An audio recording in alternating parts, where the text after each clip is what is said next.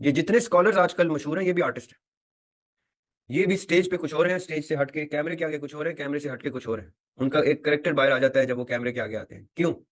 क्योंकि वो उनका एक उनकी आर्ट यही है, the articulation of their thoughts into words.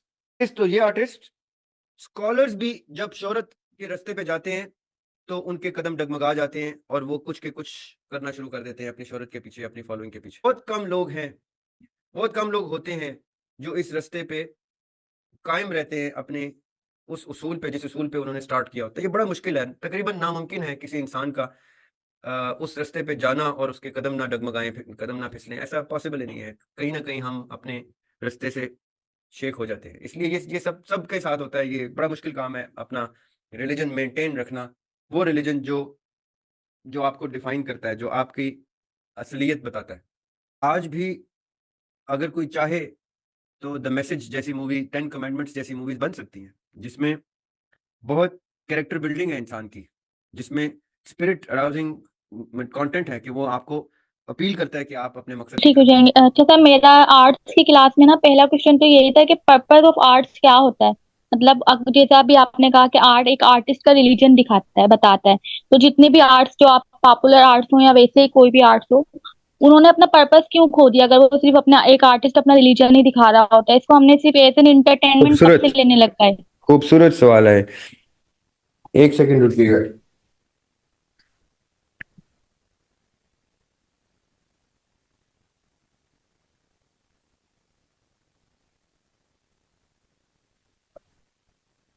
खूबसूरत सवाल है आपका।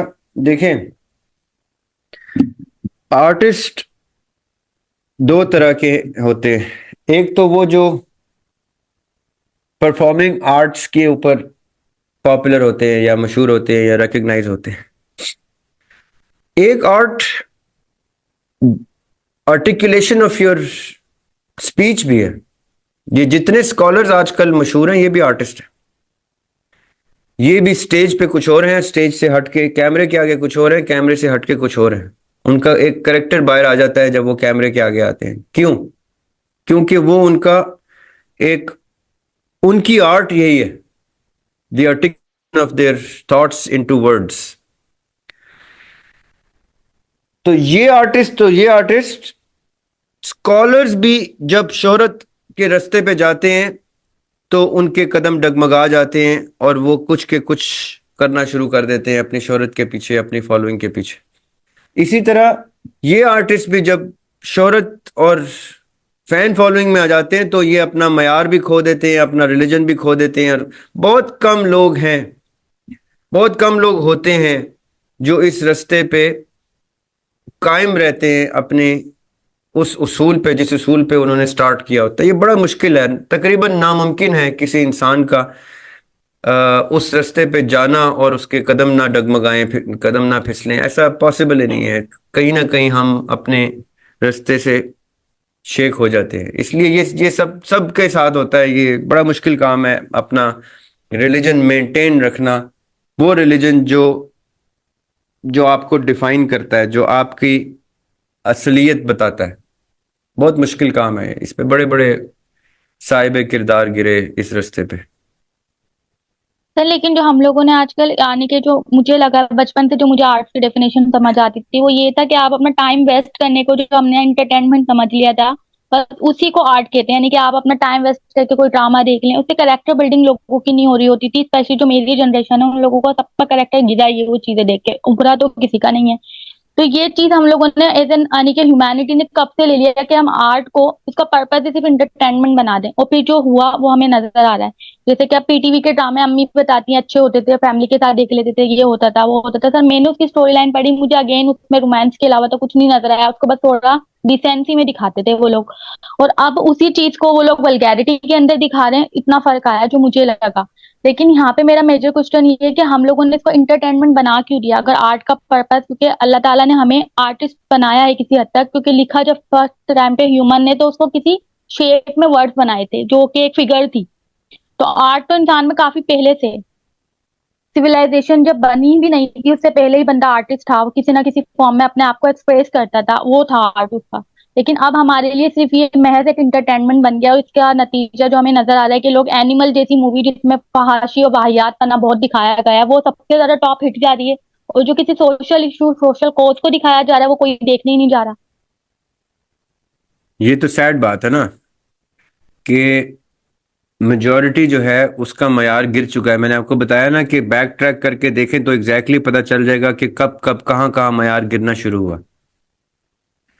लेकिन आज भी अगर कोई चाहे तो द मैसेज जैसी मूवी, 10 कमेंडमेंट्स जैसी मूवीज बन सकती हैं, जिसमें बहुत कैरेक्टर बिल्डिंग है इंसान की, जिसमें स्पिरिट अराउजिंग कंटेंट है कि वो आपको अपील करता है कि आप अपने मकसद की तरफ जाएं।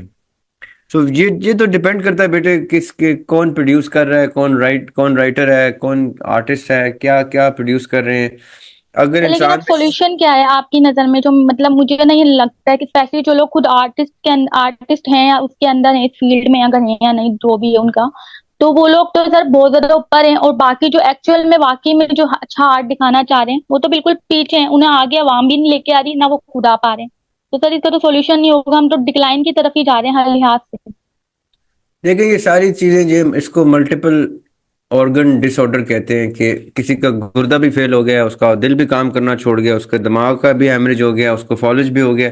इंसान के साथ जिस तरह मल्टीपल ऑर्गन फेलियर होता है, इस तरह हमारी सिविलाइजेशन के साथ हो चुका है। ये भी कोलैप्स हो गया, वो भी कोलैप्स हो गया, ये भी कोलैप्स हो गया, वो भी कोलैप्स हो गया। अब एक एक करके ये चीजें जब तक ठीक नहीं होंगी, और ये हम लोग खुद ही ठीक करेंगे, तो हमारी आने वाली जनरेशन्स को ठीक चीजें मिलेंगी। अब हमें ये कश्ती डूबती हुई नजर, बल्कि डूबी हुई मिली है। अब हमने इसको उठाना है। हमें वो बेसिक्स इसलिए पता होनी चाहिए कि हमने कि जिस भी रुख में उठाना है, हमने हमने कंटेंट के साथ, मटेरियल के साथ सीख के उठाना है कि क्या चीज करेक्ट है, किस तरह से इस चीज को उठाया जा सकता है।